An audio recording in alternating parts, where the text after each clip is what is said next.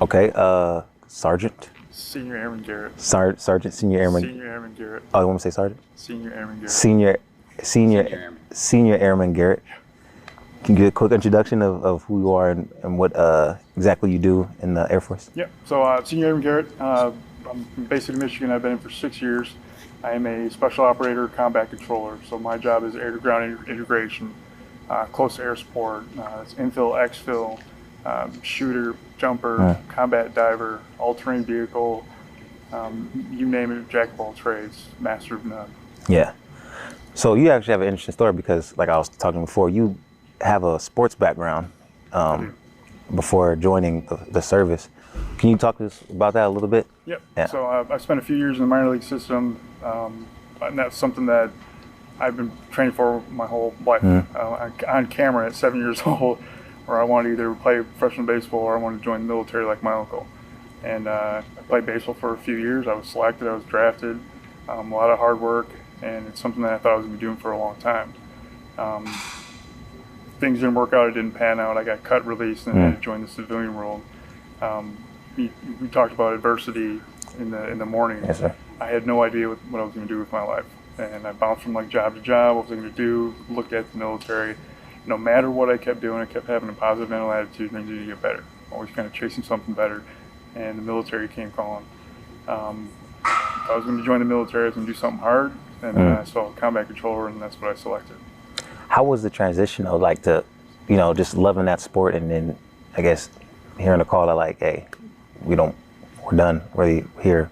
How was the transition over? Obviously, you're devastated at first. Yeah. But there's always light at the end of the tunnel as well. I had to kind of figure out what I was going to do so I could wallow my own pity and give up, which I was raised by a single mother and I'm an only child. There's no way in hell that was going to happen. She didn't bring me up like that.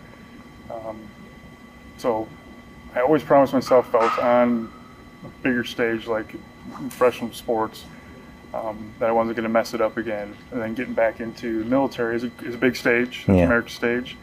And I kind of got back up on the horse and took off.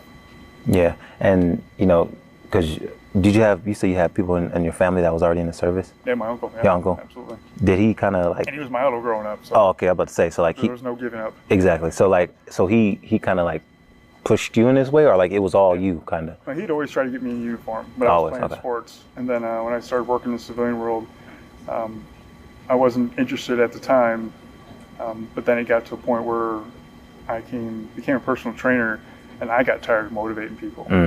So I wanted to be around people who were as motivated as I was. Absolutely. That's funny. You say you got tired of motivating people, though? Yeah. Do you motivate people here? Like kind of, because you kind of. Yeah. I mean, our special tactics team, we motivate ourselves. So from the youngest guy to the older guy. Cause I'm 38. I'm an older guy. I'm not supposed to be moving the way I should. And you have days where you're motivating others, and you have other days where they're motivating you. But going back to the bigger pictures, like we're all one team. Yeah. Everybody's pulling on the rope in the same direction. And do you have a family? I do, absolutely. And then so absolutely, I have a family. How many? I have 3 girls at home. Oh yeah. Yes.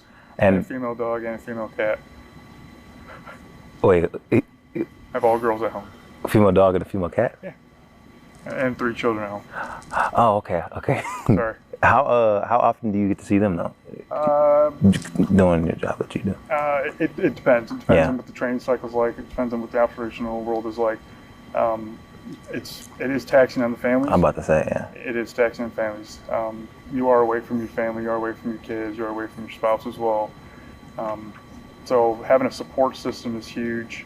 Having good relationships with your significant other, your children, before and after when you come home is huge. And that it affects you. Communication when you're gone as well, if you can. Yeah.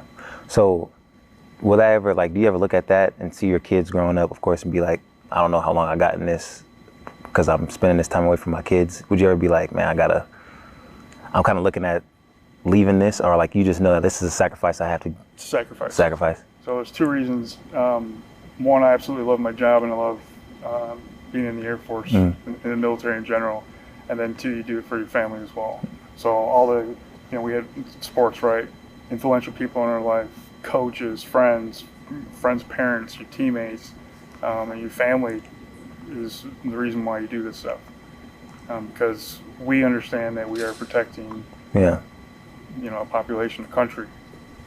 Mm. Why I do it. What oh, that was it? If there's anything else, yeah, you guys can keep going. That's it. but- Roll Tide. Roll Tide. Roll Tide. Oh wait, pause. Oh, sorry. Say it again. Give it a nice. Talk about Roll Roll Tide. Tide.